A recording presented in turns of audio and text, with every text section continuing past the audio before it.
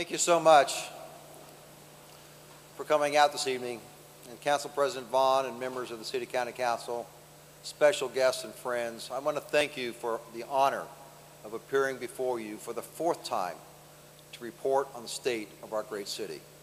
And I want to thank Jean for her kind words of introduction. And of course, I need to thank my wife, Winnie, for being my partner these last 28 years and a great First Lady for our city.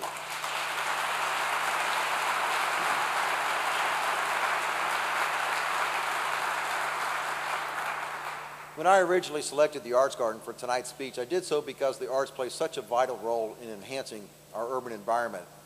And this modern engineering marvel stands at the center of the progress being made all across our city, from the outer neighborhoods to the urban center.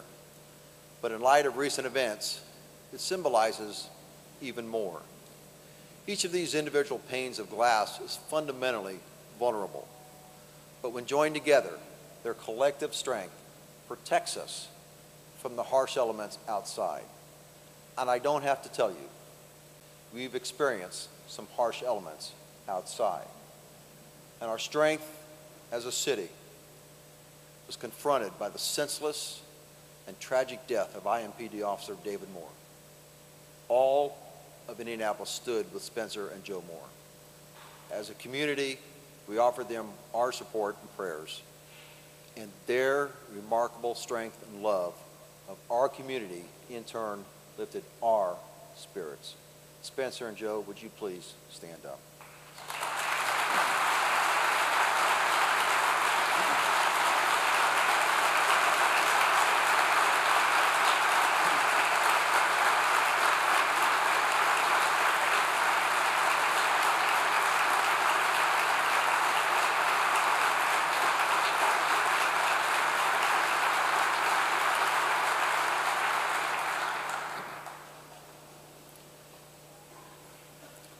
Through this test, we emerged stronger for facing the challenge and prevailing together. So we gather here tonight from diverse backgrounds with a common purpose, working together to make this city that we love even stronger, even in the face of the harshest elements.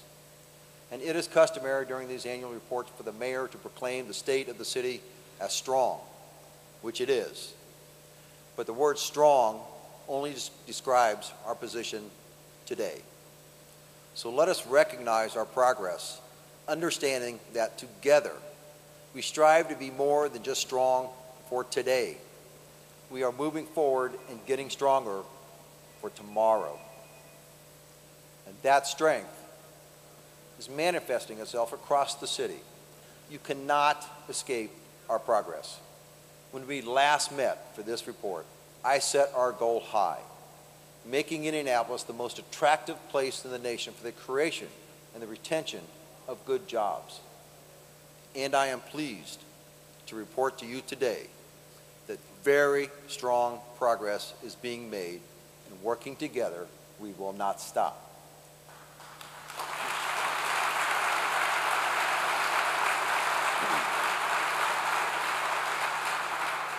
Last year I stood before you and I called for the largest investment in the history of our city to attract new jobs. We reclaimed $5 million by holding accountable those companies that did not meet their tax abatement goals. Now we are using that money to aggressively pursue and retain jobs for the people of Indianapolis, and it is working. 2010 was the single greatest year of attracting new job commitments to our city in the last decade.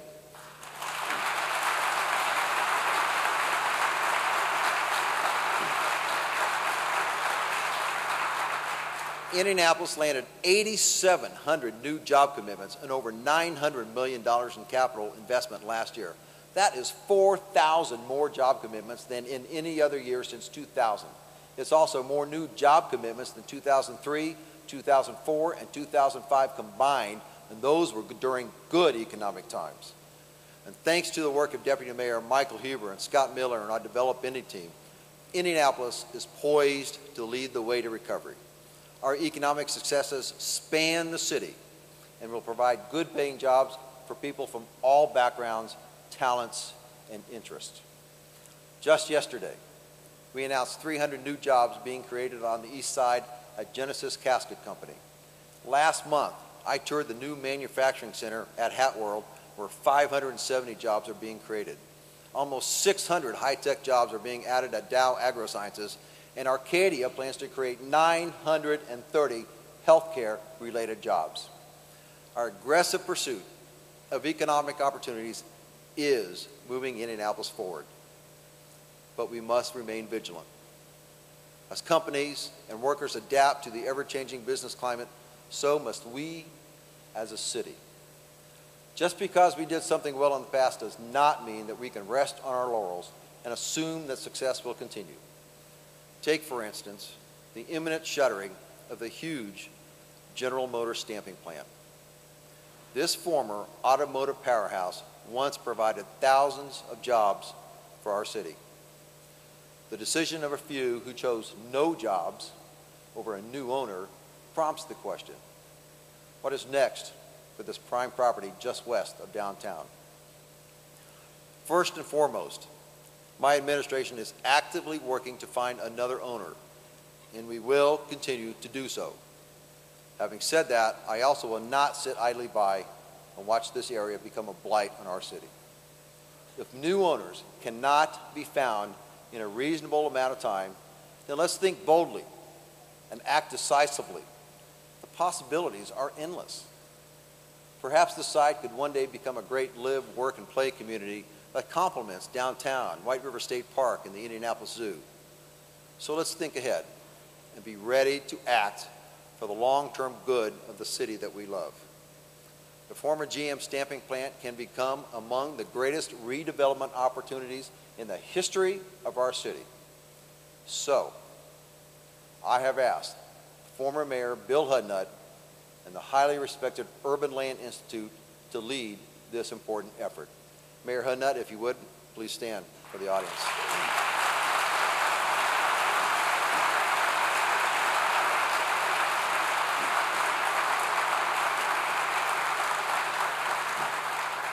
Thank you for joining us tonight, and thank you for once again focusing your talents and expertise on the betterment of our great city. I appreciate that very much. Our relentless pursuit of new jobs and economic opportunity must continue as long as a single one of our residents cannot find work. There's probably not a person in this room who does not know someone who has been affected by this global recession. Attracting new jobs and promoting new investments sets the stage for our recovery. But long-term success will only come when our workers have the necessary skills and training to fill those positions. Our historic commitment to attracting new jobs is rivaled only by the unprecedented investments we are making in the education and training of our workers. Since 2008, Employ Indy has dedicated over $14 million to help educate and train the unemployed and underemployed for new careers through our Work One centers. And to further encourage job creation, retention, and economic growth, our priority must be a relentless quest to keep our fiscal house in order. Successful businesses seek stability. Businesses are moving away from other cities where the question isn't whether taxes will go up, the question is by how much. And as many have noticed, Indianapolis is not being subtle. In fact, all you have to do is talk to the business leaders in Illinois. We are taking the argument straight to the decision makers. We have one of the best business climates in the nation, low taxes, great workers, AAA bond ratings, balanced budgets, and we are not going to be shy about saying so.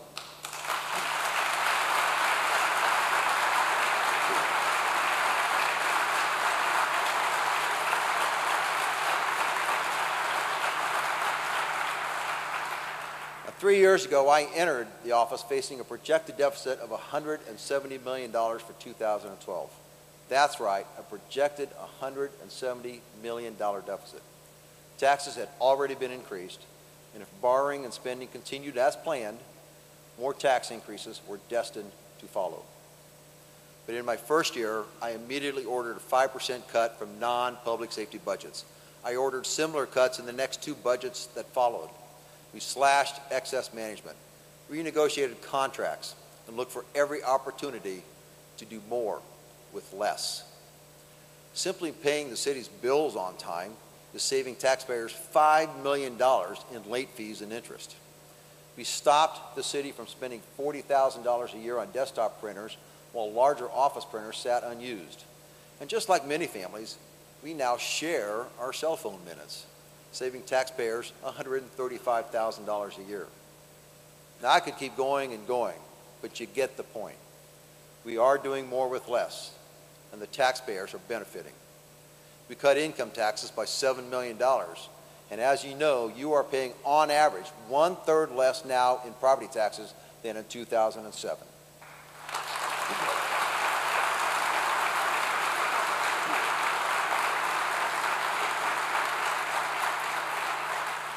So the bottom line is this: by working together, harder and smarter, we got rid of the red ink.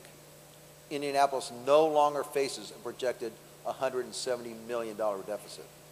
We aren't where we want to be yet, but unlike many others, this city is in the black.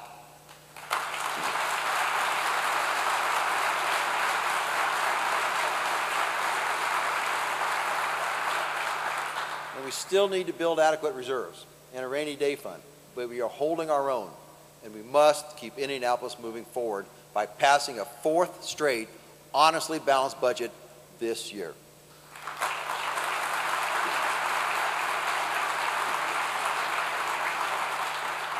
Now, just like the families at home, we will spend within our means. We are working smartly to reduce spending and increase efficiency while also addressing critical needs. Let us not forget that we eliminated the deficit and balanced the budget while also replacing 80% of our fleet of snow trucks, while investing in 550 new police cars and finding over $30 million to improve our parks. And it was a shameful and embarrassing episode in our city's history that our pools were leaking about 35 million gallons of water per year, but we fixed that. And last month I proclaimed 2011 the year of Indy Parks in honor of its 100th birthday. And at one of those events, a 20-year parks veteran came up to me and thanked me for investing in our park system. She told me she hadn't seen such dramatic improvements in years. And the same can be said about upgrading our sewer system. We were among the first of over 700 cities to successfully renegotiate its sewer agreement with the federal government to lower costs and better protect the environment. Our new agreement with the federal government will result in cleaner water and let utility customers keep $740 million in their pockets. Now, let me say that again. $740 million that you collectively will be able to keep in your pocket.